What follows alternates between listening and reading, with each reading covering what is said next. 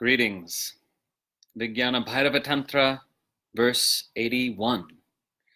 And with this verse, we begin the second half of the text.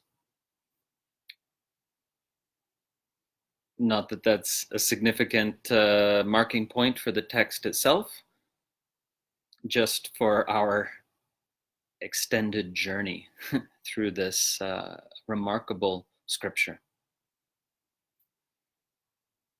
Okay, so verse 81, Yukti number 57. And this Yukti presumes that you've done uccāra practice as detailed in verse number 39. And I did a couple videos on that verse. And if you've done some uccāra practice, right, which is like chanting a bija mantra in a sustained manner, then you can experiment with this silent, mental uccāra. So let's look at the verse itself.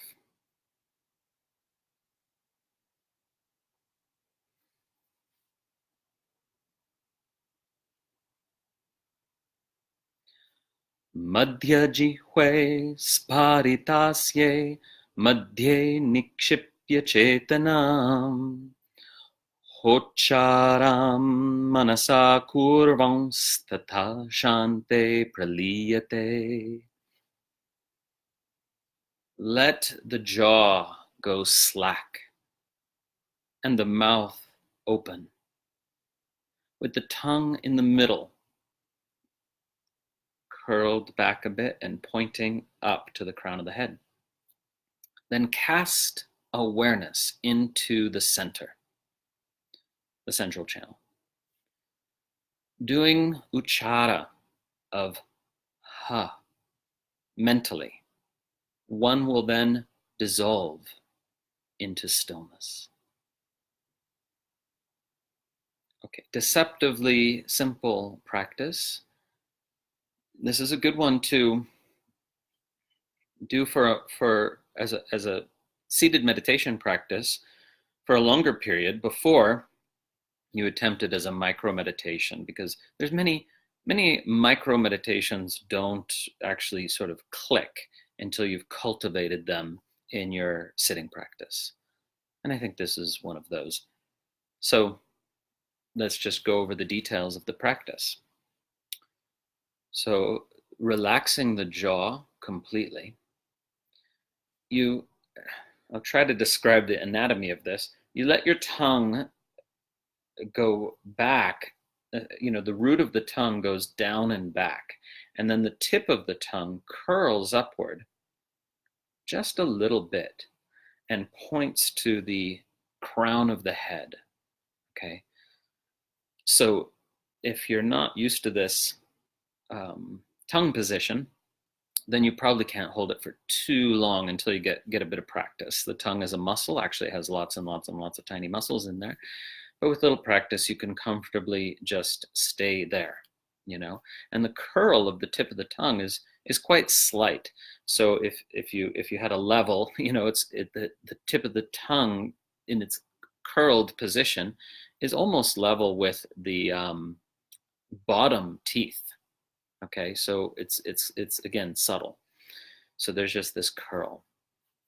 Okay, and the mouth actually is a little bit open, right?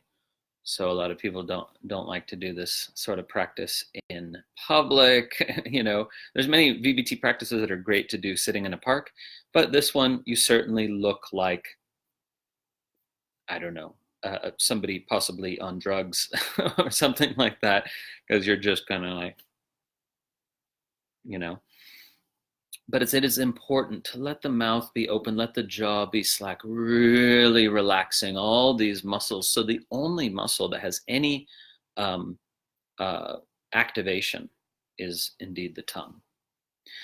So now the tongue in that position is situated in the central channel, right? It's more or less in the central channel, and that's what you're bringing awareness to, that central channel. And the tongue is just the physical, physically, it's helping to remind you of the central channel. Now, madhya is often used in these sources, in these tantric sources, to mean central channel. So it's surprising to me that some of the translators don't get that important point. And then you're doing uccāra of ha, silently, mentally. What does that look like, or feel like, I should say? There's two different ways to do it that I know of. Others with experience in,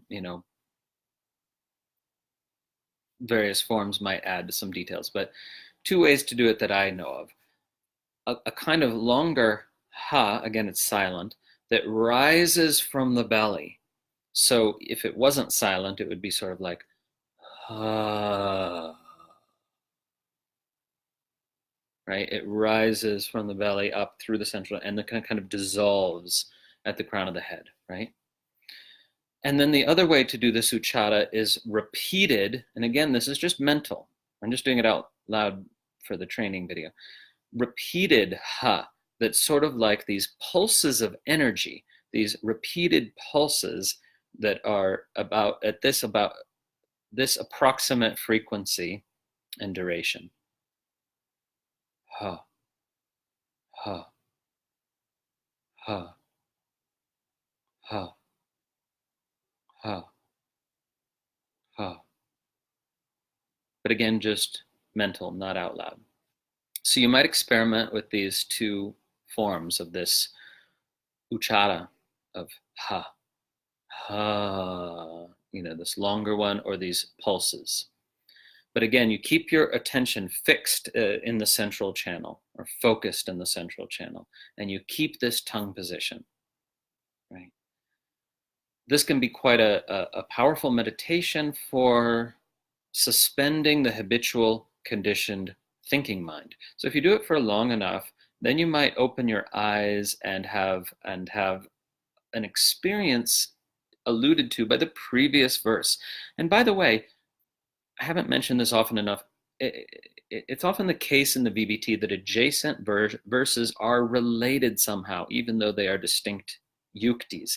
And here, if you do this practice long enough, and then you let it go, and when you finally open your eyes, you may have this experience of seeing without story, seeing stuff without your story about the stuff, about whatever you're seeing, just as a pure vibration of awareness we call light or color.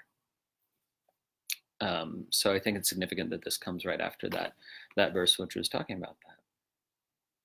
So that's the practice, nice and simple. Again, most of the practices in this segment of the text are wonderfully simple and accessible. And for those of you who are newer to the Facebook group or to this tantric yoga study and practice, you don't have to go in order necessarily. You can jump right in and practice with whatever comes your way. Although ultimately there is a kind of logic to the sequence of yuktis in the text. Sometimes the text sort of breaks its own logic, but that's not to say you have to do them in order. And I know it's a lot to keep track of. We now have just thousands of posts in the Facebook group, and many videos. Just don't worry about it too much. But we do in the Facebook group have the videos organized into learning units that are all in the right order. And when we eventually get the app, the meditation app, then everything will be nicely sequenced for you. So you are part of this exploratory process that will then result in a very refined VBT offering to the world. So I love the feedback that all of you so willingly give. Okay, that's it for this week, and nice to share these practices with all of you. Om